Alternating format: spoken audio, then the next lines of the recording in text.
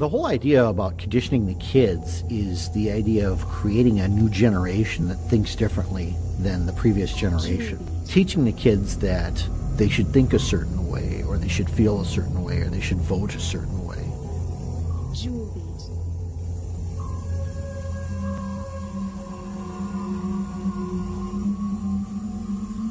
In the late 1800s, you have the emergence of psychology, the study of psychology, how people think and how people can specifically be manipulated. If you're familiar with the psychology of B.F. Skinner, what he would have you believe is that human beings are not creatures of introspection. They're not creatures of internal cognition. They have no soul, they have no thought processes, they have no free will. What they are animals to be trained. So you have Skinner's operant conditioning chamber, or the Skinner box, where he trains mice to perform for him based on a system of punishment and reward. Essentially what it does is it bypasses brain function and goes straight to an animal training method. You create a problem, offer a solution that drives them toward a pre-designed response. This is called the Hegelian dialectic. The Hegelian dialectic is a formula and a strategy for creating a problem to then offer a solution that you have to the very problem that you've created to get the outcome that you desire, that you wouldn't have been able to get if you didn't create the problem in the first place.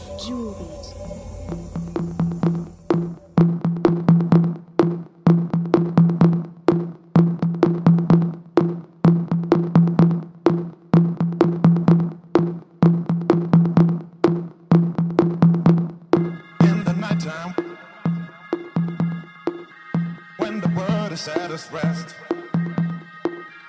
you will find me in the place I know the best. Dance and shout then. The Hegelian social theory was adopted by Lenin, by Marx, and it was applied politically in the form of communism and socialism. The German psychologist Wilhelm Wundt, he is the first one to apply it to education. For 85% of the American population, what is school supposed to do?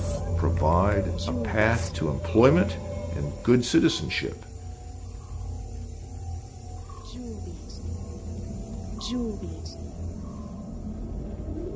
I'm not going to go into a lot of great depth and detail in the Council of Foreign Relations, but you're looking at an organization essentially set up by Rockefeller and other central bankers, people who are responsible for the creation of the Federal Reserve, to debate education policy in the United States.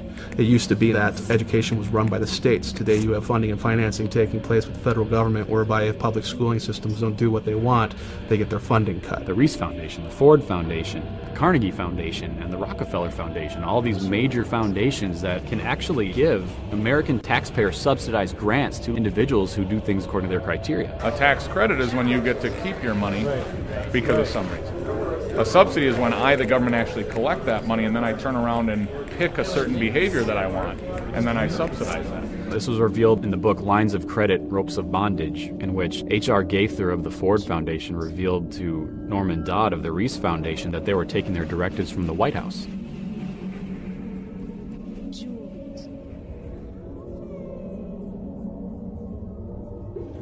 The American education system is a combination of Hegelian social theory and experimental psychology. They destroy things like competition between students, because if they tell you there's no competition, there's no reason to exceed. There's no reason to excel. There's no incentive for upward mobility. That's animal training for the workforce. So you have to attack the families. You have to say parents aren't fit to be parents. So the state has to come in and control that. And then you have to control what the children are eating, what they're being fed, what they're being taught, what they're watching. Because you have to begin to set up the generation gaps. And that's the whole idea behind working with the kids and dealing with our kids, this concept of in loco parentis, that the school is the parents when the parents are not there. Most people are too busy working the 9 to 5, and now that 9 to 5 is turning into 9 to 9 to be able to just survive, crippling the amount of time we have to transfer knowledge and information to our children, our young. So by making sure both parents are away from the children at work, they can guarantee that the social environment of school, preschool, daycare is going to be able to give the children the knowledge that they want to.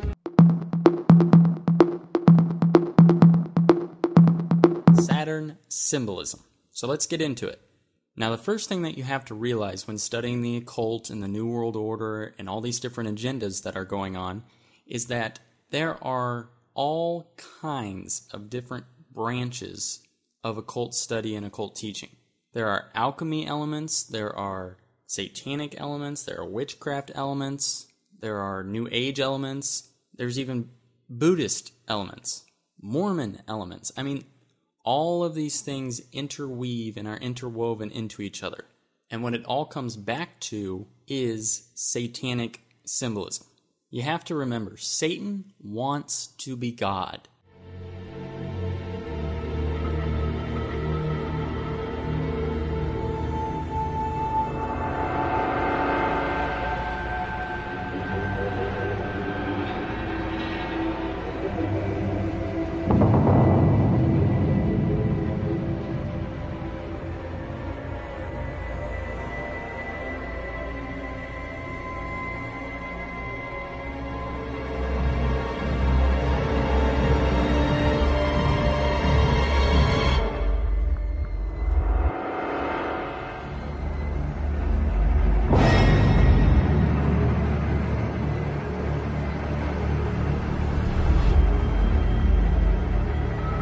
Have a look at this, Captain.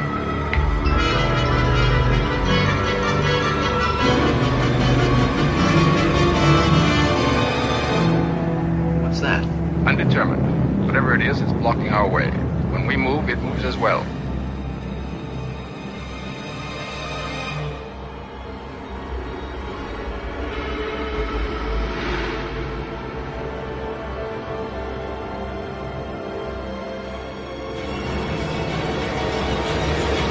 Square and compass. The square and compass of Freemasonry. Remember, the occult are obsessed with non-duality, masculine versus feminine, the masculine and feminine. And I showed you how it can be represented earlier with a square representing the masculine and a circle representing the feminine.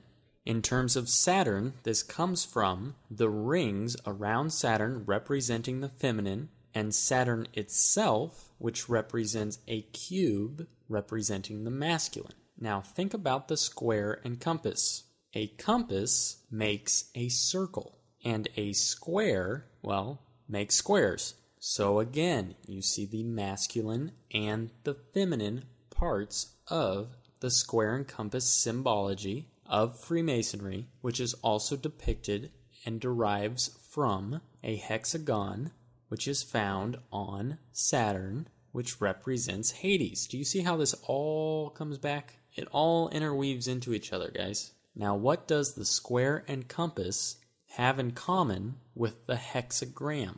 They both come to a point. They both point both up and down. You've heard me say it before. In Satanism, they have the belief, as above, so below.